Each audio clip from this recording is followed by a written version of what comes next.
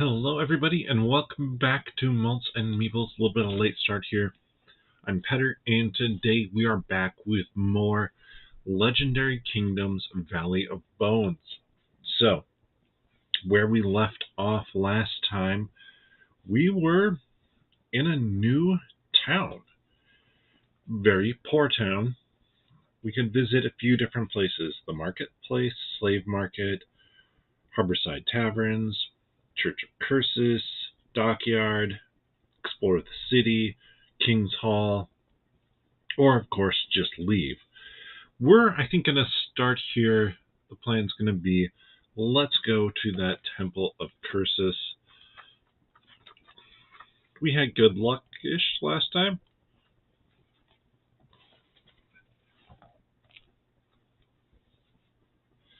The Church of Cursus in Clifftops is unique in the valley in that it is made of jungle timbers rather than stone.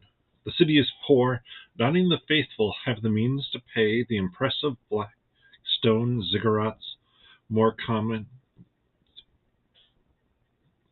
to the Cursus temples. Within the hall, you see flagellated perishers begging for forgiveness from a distant god, whilst poor priests while away the hours with chants they must recite from memory for lack of expensive books to refer to. So, not a great place. The high priest is eager for your donations. We could pay 1,000 silver and he will clumsily bless you. And that's just increasing. Can also receive the ritual scarring. We've done both things already, except it was way cheaper. It was just incense stick to get the blessing last time. We're going to go back. That's nobody else wants the brand of Cursus. Who got that? It was ritual scarring. Yep, for Brash last time.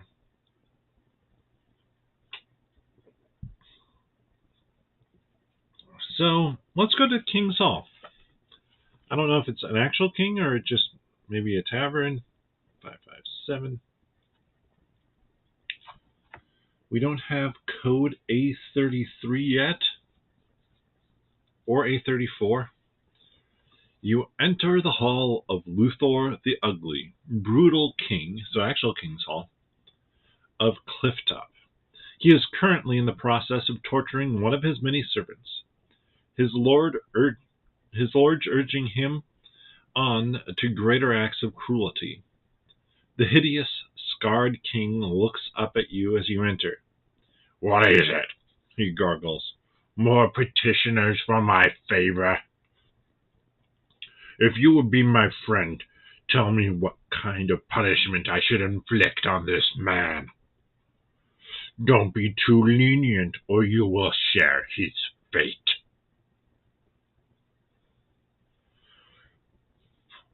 Dozens of guards close in around you as you consider your answer. We have Lord T. Quan in your party.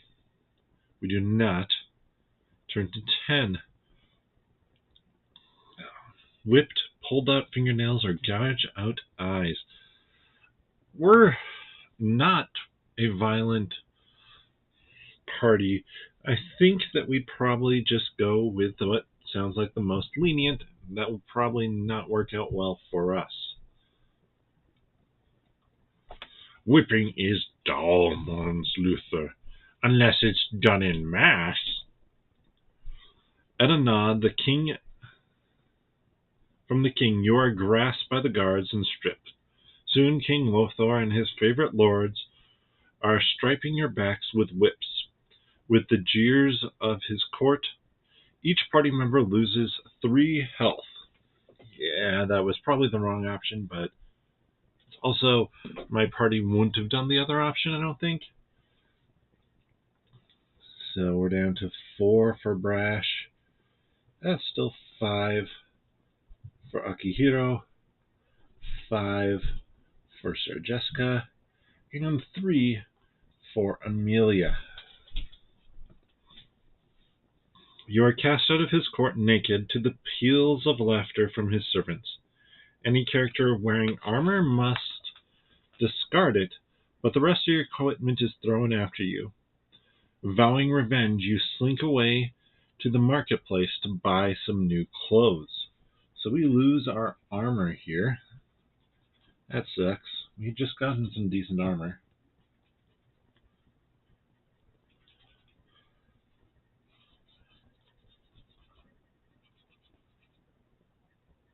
Oh. It's less bad. Well, shields give you armor. They don't. It's not worded as armor. Like we have hide armor for every character, so we lost that. We gain a 34.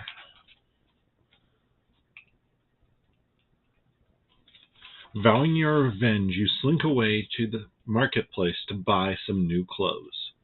759.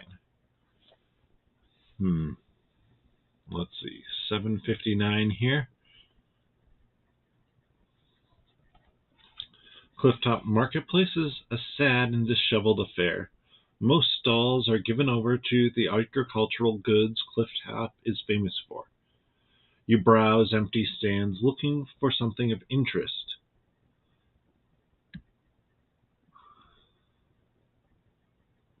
I mean, we don't have to buy anything. They're just not going to have the +1 armor, but you can't buy hide armor here. I can buy a shield for 50.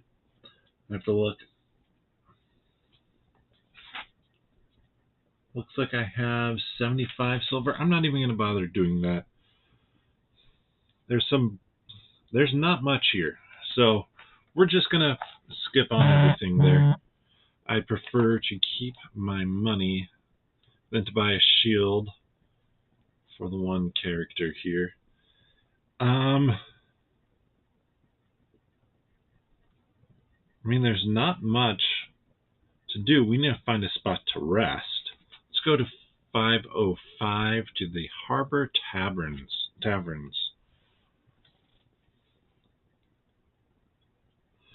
A row of rowdy taverns stand on the wooden boardwalk built for the harbor side. The taverns are frequently flooded by incoming tide. No attempts have been made to sweep away the pooled salt water that settles in their sunken floors. Frothy waves splash at the windows as you down a tankard of cheap grog at your table, and wonder how the building manages to stay up. You may stay at the tavern and recover your strength. 5 silver for every health. We are down. We spend 60 silver. So be down to 15 remaining silver. But everybody will be back up to their max now.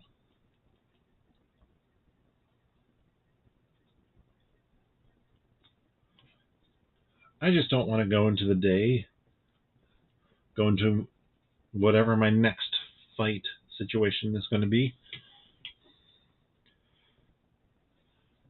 Nearby sailor sings a sad song about the Maiden of the Depths. She was a pure-hearted girl who was tossed over the side of the ship during one of the frequent storms in the passage of Ilikin around the Splintered Isles. Legend goes, those who present the maiden with flowers receive rich rewards from the sunken hulks beneath the waves. So we gain a 30. I don't think I could even buy flowers in town. And then we return to 19.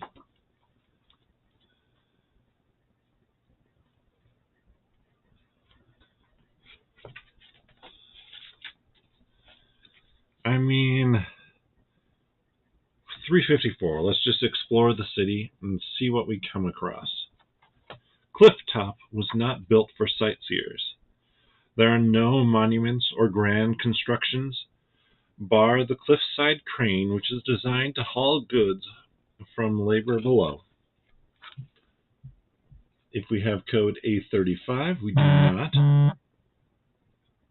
You come across a young woman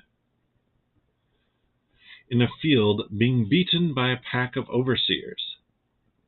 They idly kick her as she attempts to stand and jeer her for being lazy and worthless. We gain code A35. We are honorable. We are going to intervene. So 417.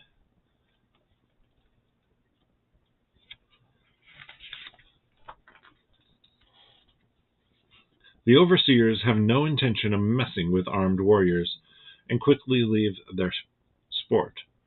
The woman staggers to her feet, blood flowing from her face. Barbarians, she spit.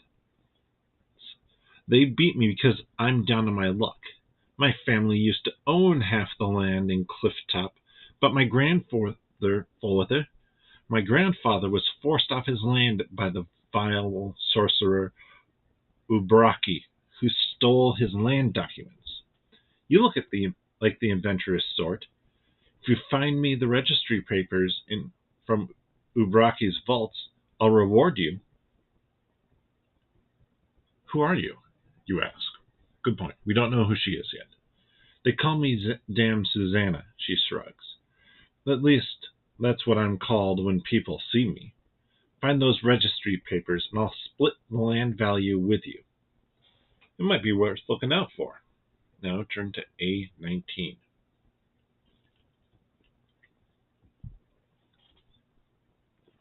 I believe that was...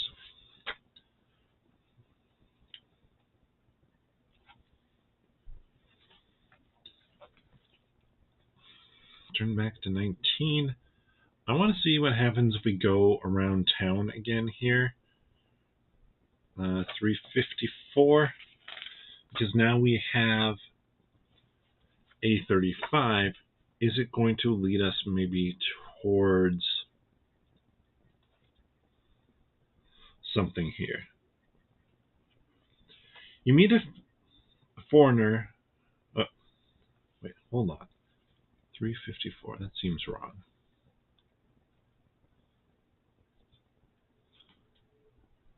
.581. You meet a foreigner from the country of Longport Bay, now plowing the fields as a humble farm worker. He has many bruises across his face from cruel whips of his overseers. The ironic thing is I fled from a town of Joria Bailong because I couldn't stand the beatings from my master of House Bailey, he says bitterly. Now I'm a broken tenant farmer in Clifftop, and the overseers here are even crueler. Seems the gods haven't been good to me. The grass is always greener on the other side. Fence, they say wistfully. Not here it ain't, he grumbles. So nothing there.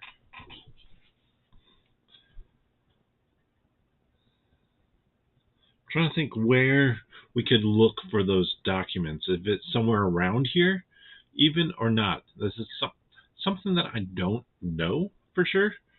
There's nothing in town that says, like, oh yeah, this is the right spot to go for that. Now, we could go to the dockyard. Let's do the dockyard, and maybe we'll head south into the desert if we don't find anything at the dockyard of interest. 703. Dockyard might give us an option to do some work.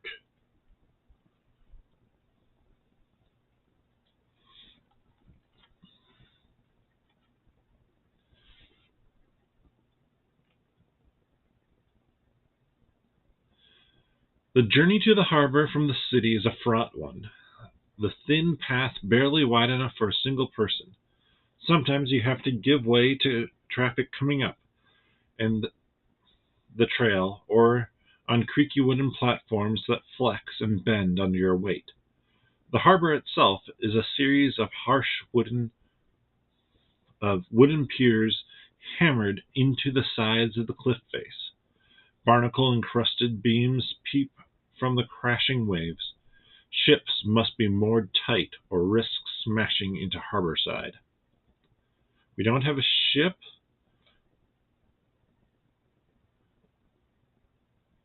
Yeah, there's not much down here for us to do. I don't think we can organize a cargo delivery. We haven't set up a business. At least that's what I'm assuming that one's for. We don't have code A31. The harbor master is looking depressed as you locate him in the shack. Don't ask about harbor or cargo transfers, he grumbles. The crane broke a few weeks ago. Without it, it's impossible to load cargo to and from the city. The large bronze cogwheel slipped its bearings and rolled down the cliff into the sea. No, can't make another. Not without the original to make a mold out of. Where did it fall into the sea, you ask? Maybe it can be retrieved. The harbor master takes you to the end of one of the piers and points the location off in the distance. It bounced off the jetty and into the sea. You'll need a ship to find it. You grumble in frustration at the primitive facilities here. Gain A32. So if we can get a ship,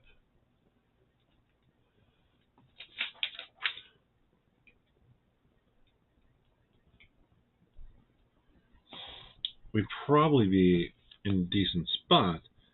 But let's just see how much ships cost. I suspect they're going to be well out of our price range of 15 gold. 500. And it's barely seaworthy.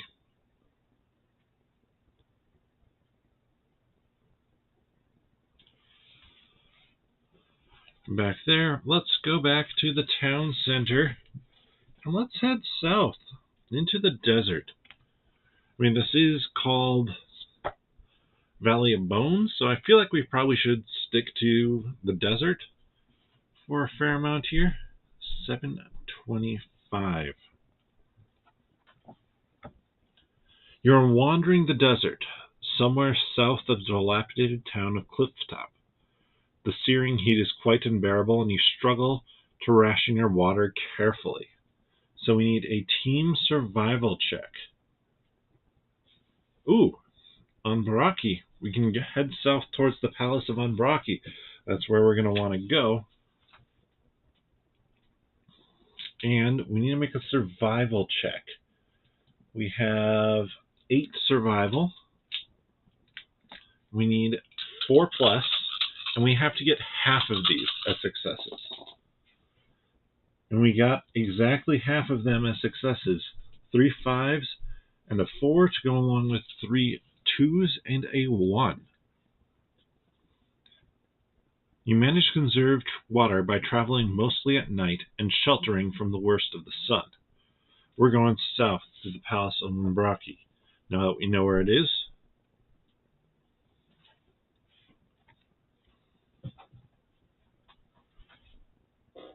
if you have code A88, we do not. You arrive on the outskirts of the Palace of Anbraki, a dwelling place of an outlandishly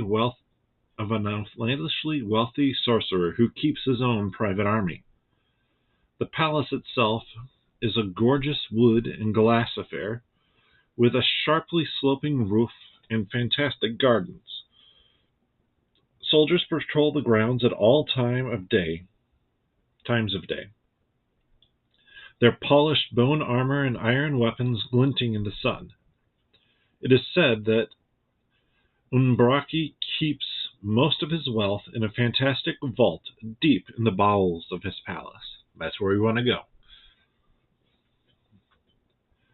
The skeletal remains of thieves hang on iron cages, offsetting the pastoral beauty of the tropical garden surrounding it. So we could attempt to break in, or we could seek an audience. We could head east towards Tumblestone or southeast towards Lasbreth. I think that's where we could potentially meet up with some folks. Or we could head south further into the jungle.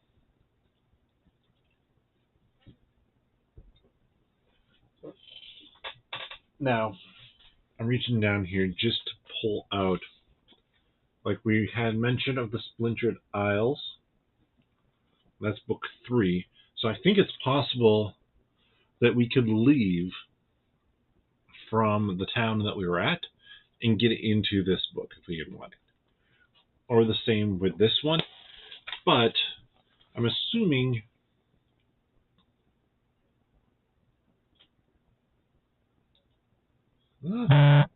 same characters, so yeah, we can sail off whenever we want or kind of find our way into other areas whenever we want.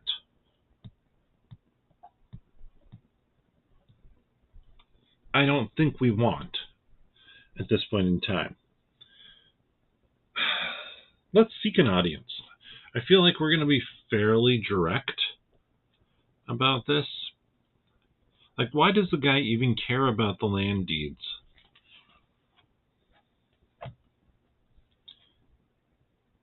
You stroll down the gorgeous avenue towards the palace gates, allowing Umbraki's soldiers to intercept you. What business do you have here? Grunts the guard, through a helmet made of a sand lizard's skull. We don't have any of these, so we go to 455. So there's even more stuff we could find. You ask if you can consult Umbraki on magical matters, since you have heard his great reputation as a sorcerer. The guard shakes his head.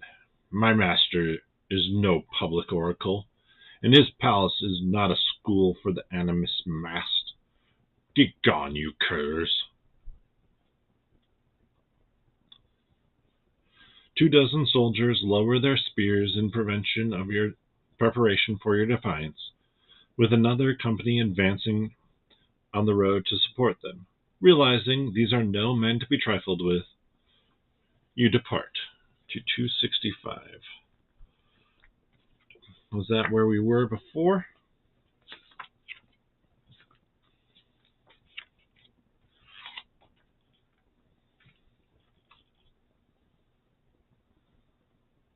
Oh, we have to leave. So let's just head towards Last Breath. Like this is, we can't even attempt to break in at this point in time. 775. We'll come back and try and break in the future.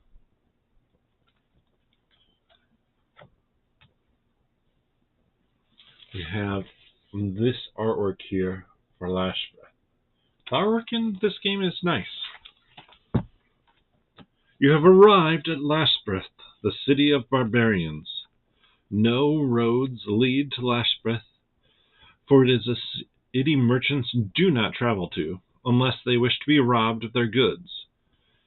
Insular and outrageous, the city gets its living from raiding, scavenging, and bullying. Its appearance is suitably fierce, surrounded by a wall of thick iron-topped timbers. The buildings within are constructed of weak jungle woods and scavenged stone. Many structures within the walls are mere tents, the ancestral homes of barbarian clans who compete endlessly in feats of strength and valor. Darting through the rough neighborhoods of scavenging monkeys and brightly colored birds from the jungle to the west. It's a dangerous place, but rich for adventure.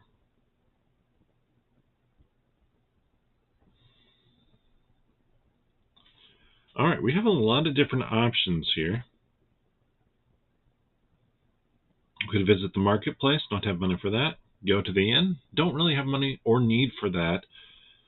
King's Hall, I mean, it didn't work out great for us last time, but this is a very different place, and I think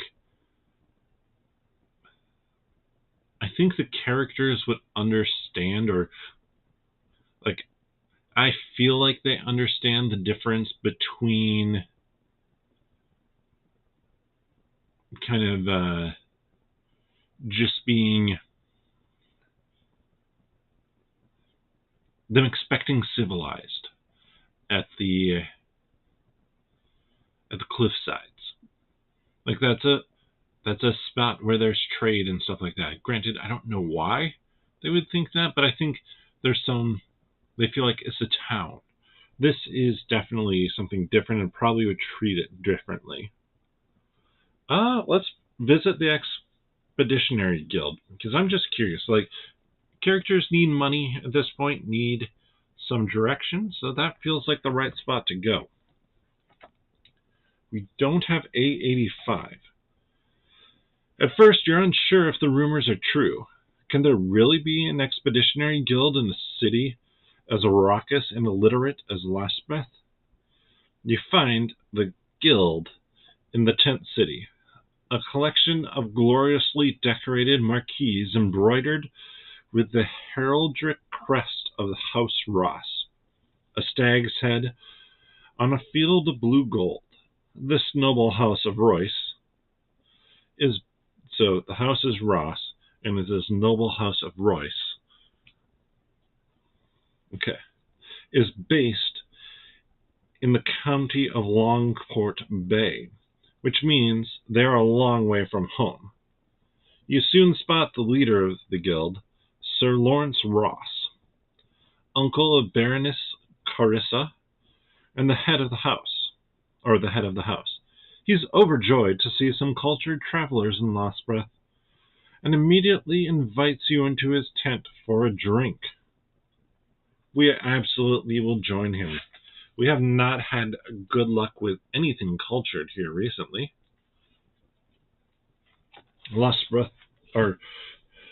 Sir Lawrence pours you a bottle of fine Alsmirk wine, and bids you to sit upon velvet cushioned chairs in his plush marquee. "We're here to find spices," admits Sir Lawrence. "House Ross has always been more interested in trade than petty wars of Longport Bay. Let the Danes, no offense, and the Baileys fight like dogs. We're interested in the larger world. We have expeditions elsewhere, but this one is all about exploring the jungles that lie in the west of Lastbreth. If we can find enough interesting herbs and spices, it might be profitable enough to set up a trading post or colony." Sir Lawrence frowns. "Unfortunately, we've hit a snag," he admits. "The knights who were going to escort our scholars into the jungle have perished. They engaged in an honor duel with several barbarian locals and came out of the battle poorly. Until I can find more guards I can trust, I cannot send our scholars in. You seem cultured and capable folks.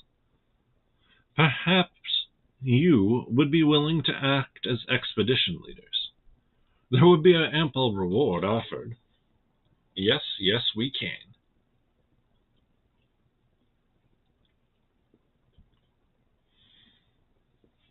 We accept the offer, and we turn all the way here to the front to 5.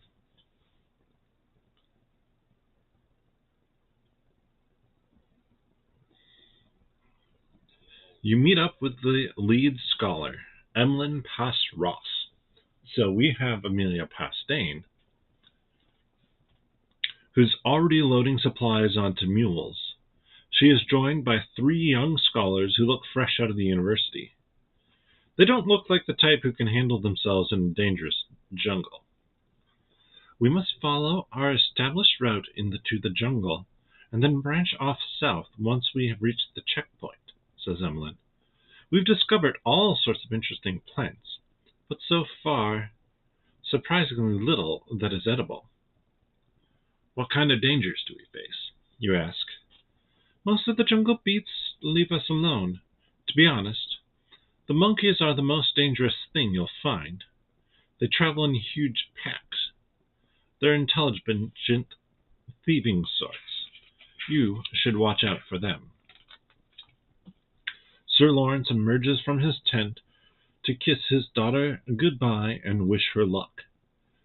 Soon you have emerged from the wooden gates of Lastbreth and are making your way towards the wall of trees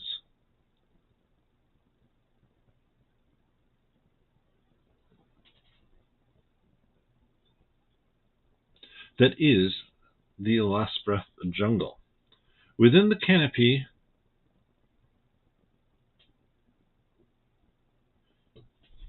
of the jungle, it is hot and humid.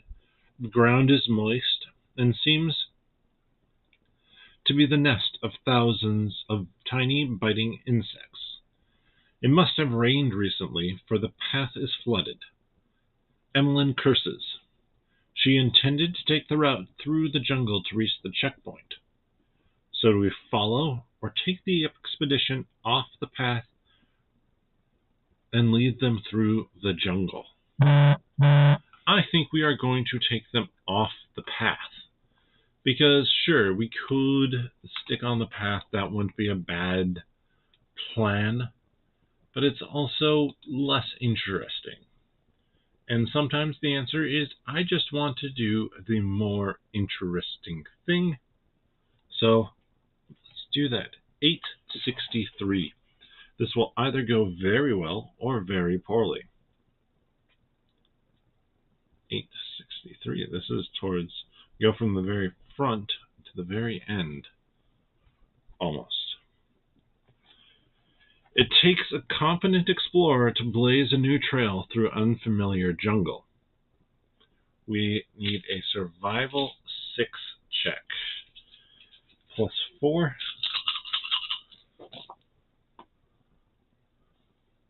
1, 2, 3, 4, 5.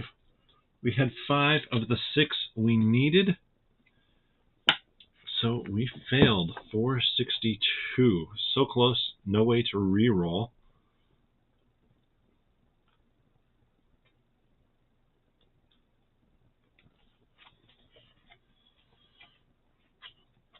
You become dreadfully lost, wandering through the jungle aimlessly, trying to find a familiar landmark.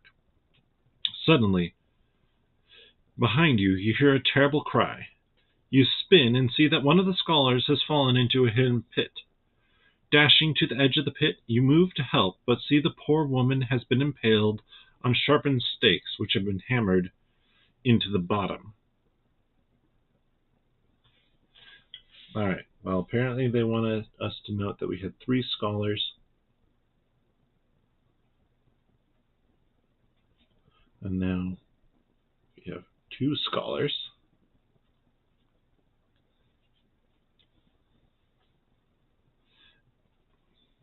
Emlyn refrains from cursing you out loud, but you see the disappointment and fear in her eyes. After several more hours of fruitless wandering, you eventually merge back onto the path, now clear of water.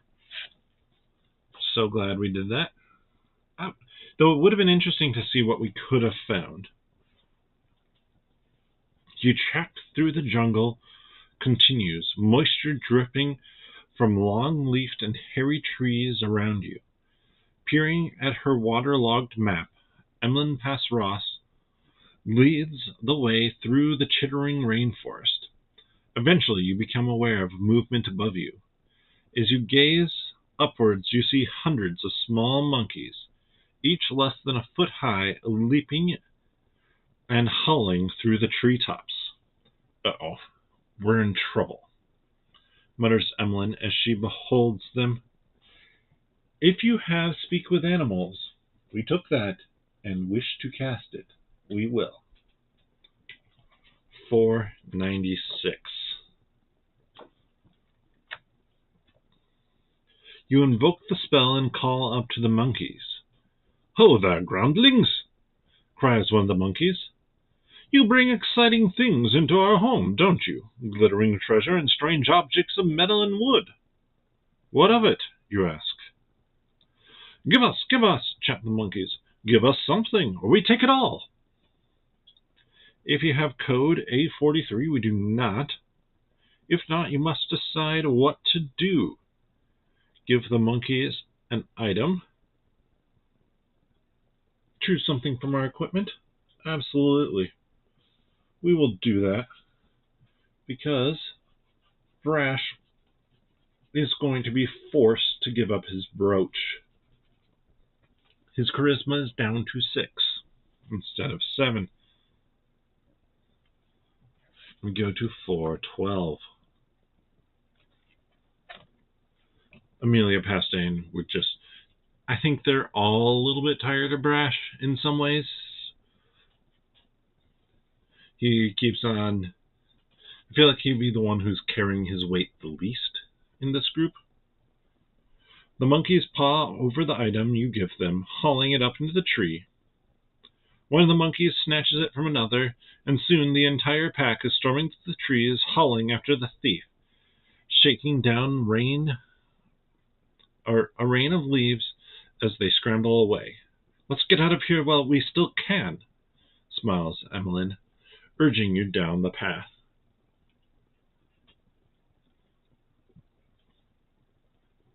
That feels like the right call, instead of probably having to make another survival or getting into some combat. Night falls, and you make camp in a clearing under the stars. Emmeline Passross tends to her scratches and wounds by firelight as you begin cooking something from the ration bags.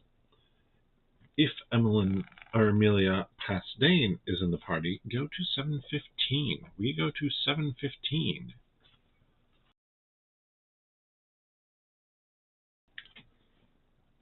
"We've met, haven't we, Emmeline?" you ask unsurely. "11 years ago, in Strongstone," she confirms, "for the birth of my brother, my legitimate brother, Geoffrey Ross. I am frozen in the camera because my camera has been a poop recently. I don't know why.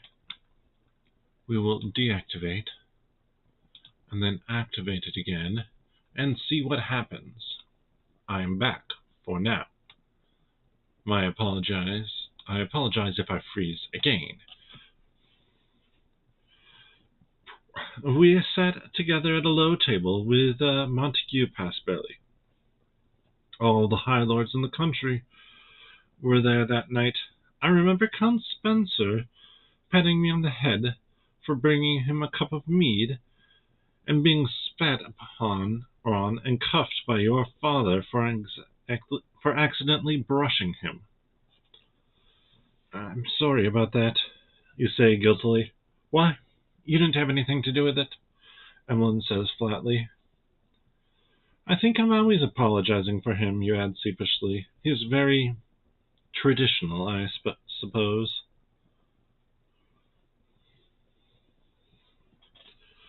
It must have been tough growing up with Baron Baldwin Dane as your father, she sympathizes. I didn't grow up with him. I barely saw him, you mutter. 14 years I lived in Fosterley Castle. I spoke with him 3 times. He was ashamed of me. I don't know what it was about me that was so different from other bastard-born. Your father loves you and educated you as a scholar. Montague now serves his father as a spy master.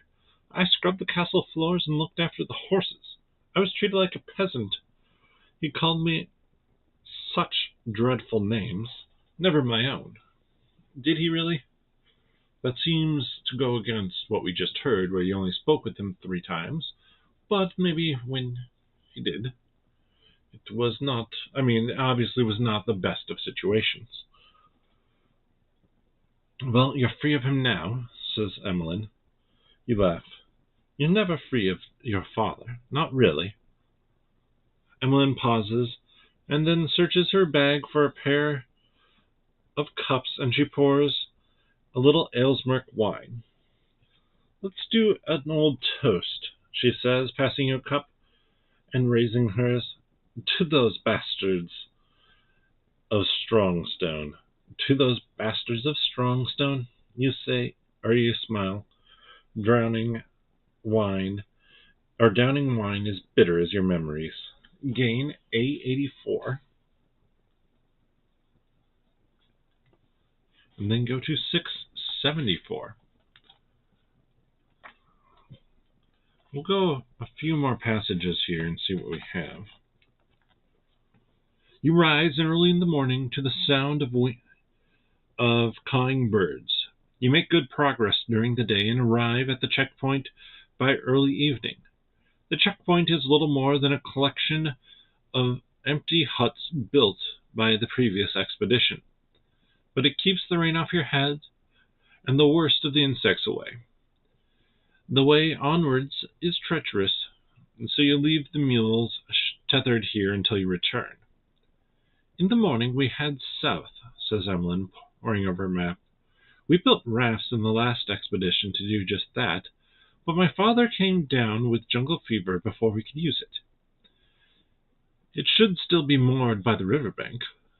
Alternatively, we could hack our way through the jungle, but there are no trails, and the going will be tough.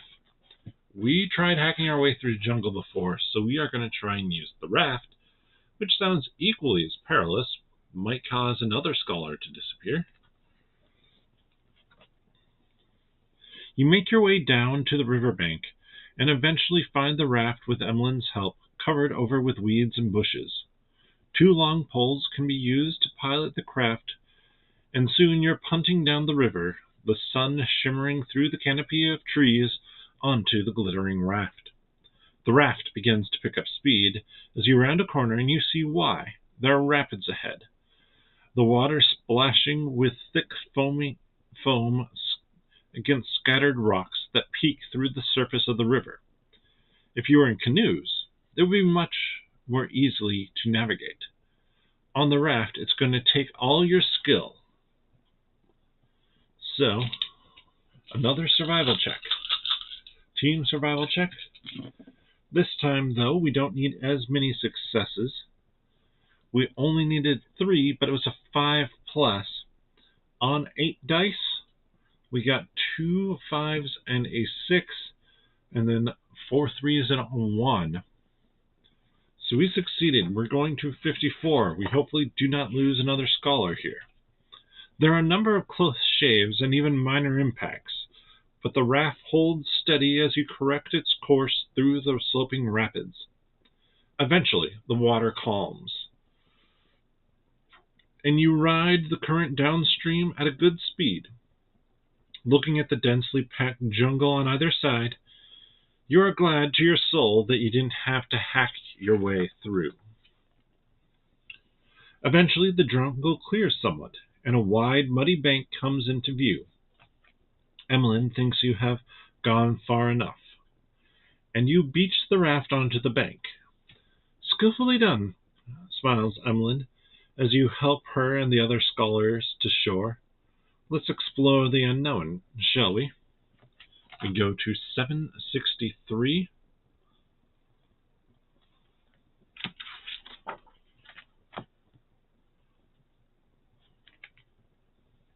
The tree is thin as you wander, and soon you emerge into a clearing in which a fantastic structure stands. Ooh. This may be where we stop, because this sounds like a fun kind of jumping in place for next time. It is a step pyramid built into the side of the earth. A stream runs down from above and feeds into many stone boxes in which numerous bright and strange flowers blossom. Butterflies and other curious insects dart in and out of the blooms. A gaping entrance in the pyramid yawns darkly before you. It's astonishing, cries Emlyn. I've never seen any of these varieties. We must get a sample at once. So now we have 2 different options. We can guard the scholars as they gather flower samples, or we can ask to check out the pyramid first. I want to stop here because I'm going to want to check out the pyramid first. 763. Just keep it jot down that. And this seems like the right spot to kind of call it for that. But honestly, with not having done that much, so can look back here to kind of see the map. We started there, went there, made a pit stop there, all the way down there, and now we're over here. So I like this plan.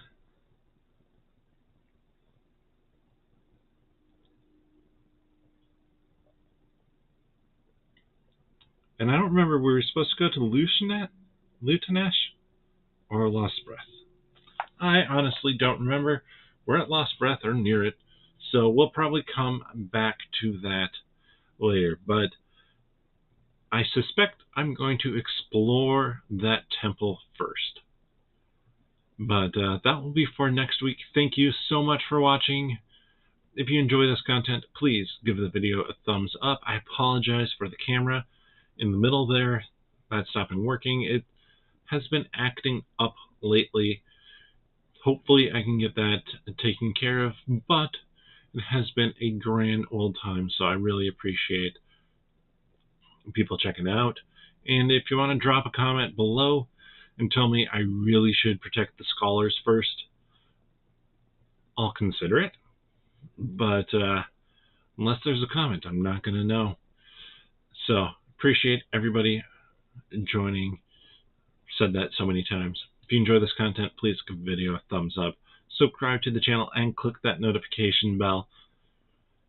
And check out the other nerdy articles that I'm writing over on nerdologist.com every day, as well as then the 10-Minute Marvel podcast, where we just wrapped up ranking all of the MCU projects. You can find that here on YouTube or wherever you get your friendly neighborhood podcast from. But with that, bottoms up.